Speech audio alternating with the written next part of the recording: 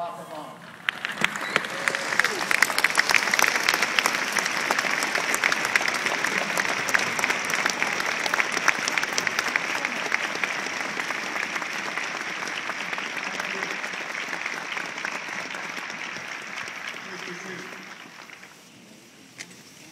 Thank you, Richard Secchi, for your extraordinary service to our country and your tireless commitment to our veterans.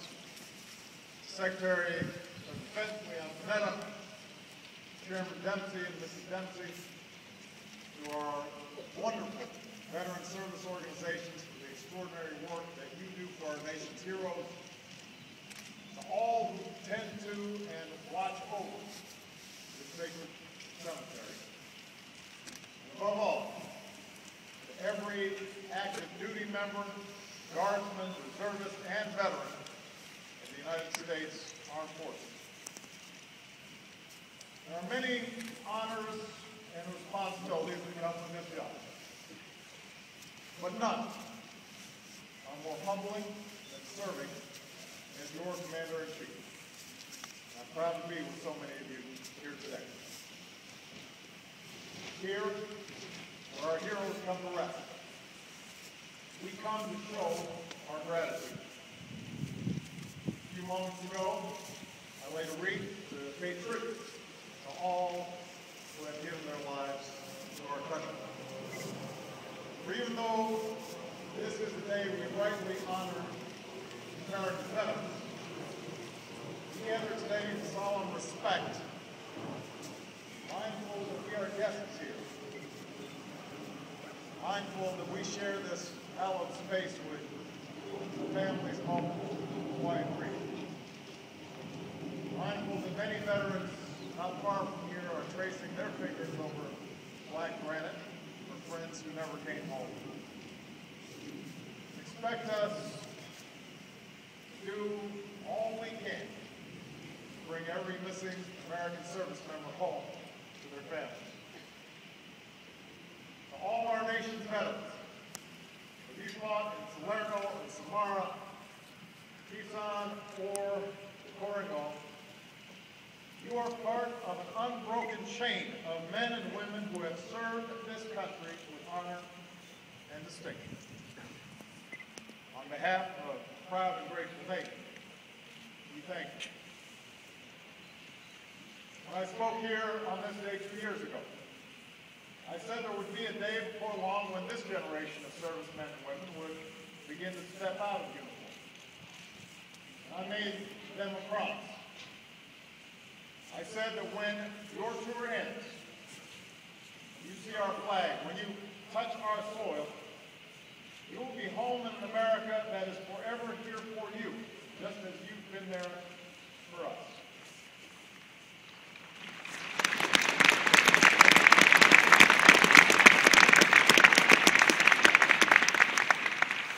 For many, that day has come.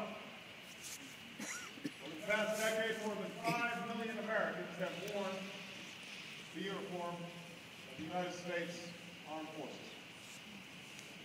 Of these, 3 million stepped forward after the attacks of September 11th, knowing full well that they could be sent into harm's way.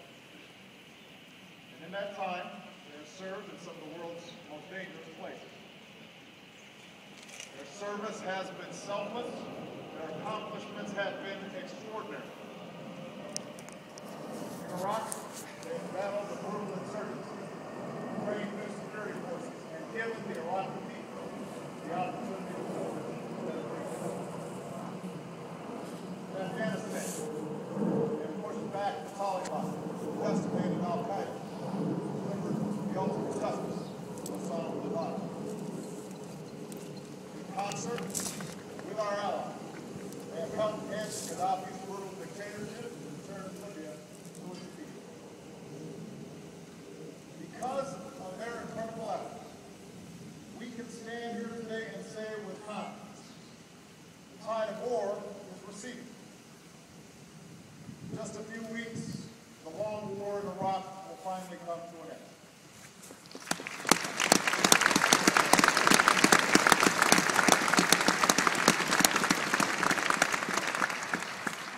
Our transition in Afghanistan is moving forward. My fellow Americans, our troops are coming home.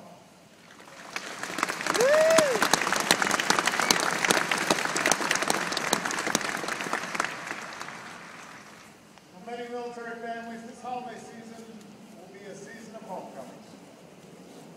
Over the next 5 years, more than 1 million Americans in uniform will transition back to civilian life, avoiding the nearly 3 million who have done so over the past decade, embraced the proud new role of a veteran.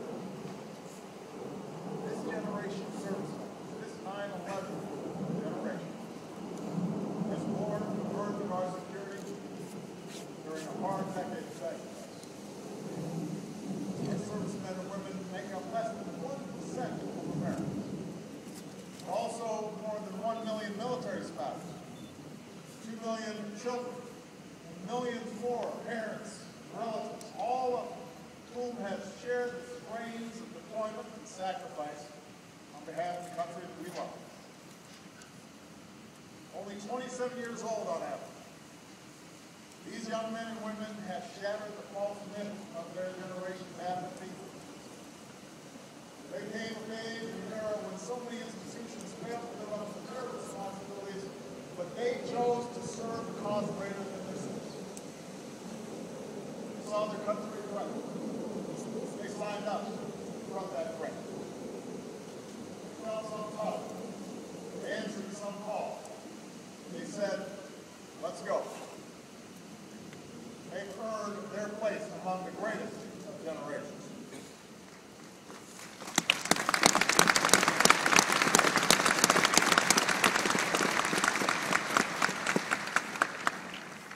That is something for America to be proud of.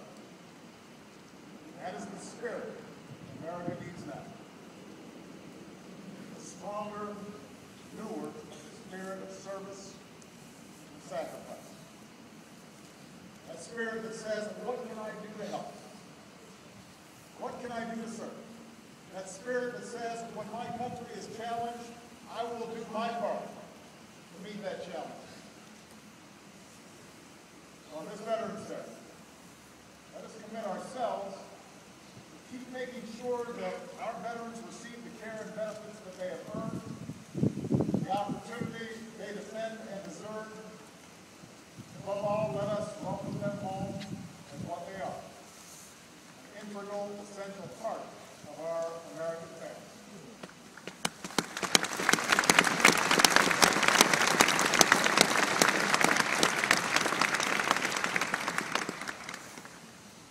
See, when our men and women sign up to become soldiers, sailors, airmen, Marines, or Coast Guard, they don't stop being a citizen. When they take off that uniform, their service to this nation doesn't stop either. Like so many of their predecessors, today's veterans come home looking to continue serving America however they can. At a time when America needs all hands on deck, they have the skills and the strength to help lead the way. Our government needs their patriotism, sense of duty. That's why I've ordered the hiring of more veterans by the federal government.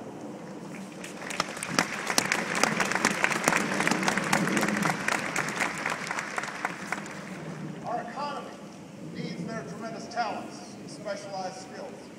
So I challenged our business leaders to hire 100,000 post-9/11 veterans and their spouses over the next few years. And yesterday, many of these leaders joined Michelle to announce that they will meet that challenge.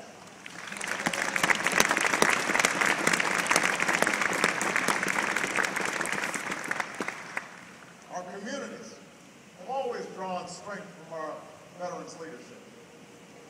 Think of all who've come home and settled on a quiet life of service. Doctor, police officer, engineer, entrepreneur, a mom or a dad.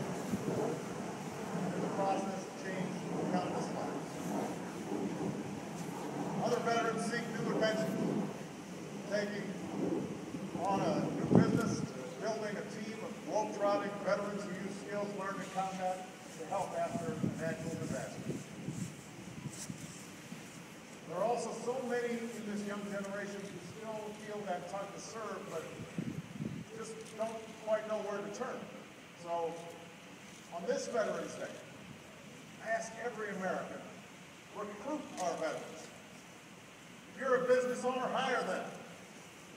If you're a community leader, a mayor, a pastor, a preacher, call on them to join your efforts. Organize your community to make a sustained difference in the life of a veteran, because that veteran can make an incredible difference in the life of your community. If you're a veteran looking for new ways to serve, check out serve.gov.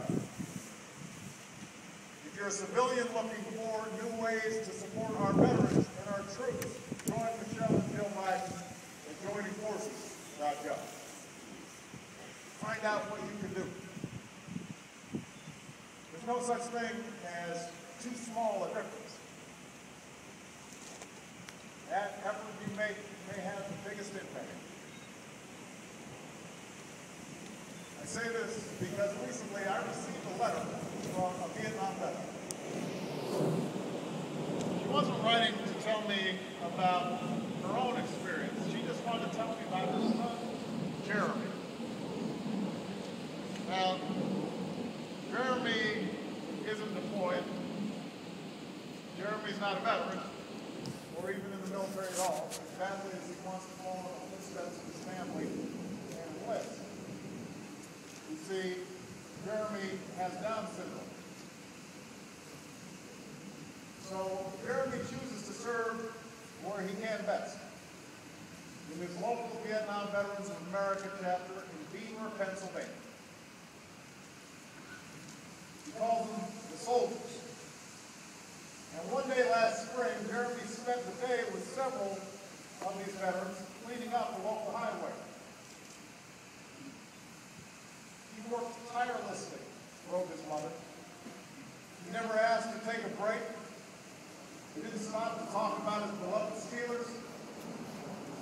He didn't even ask for anything to eat or drink. He only asked one thing several times. Mom, will President Obama be proud of me for helping the soldiers? Well, Jeremy, I want you to know, yes, I am proud of you. I could not be prouder of you, and your country is proud of you.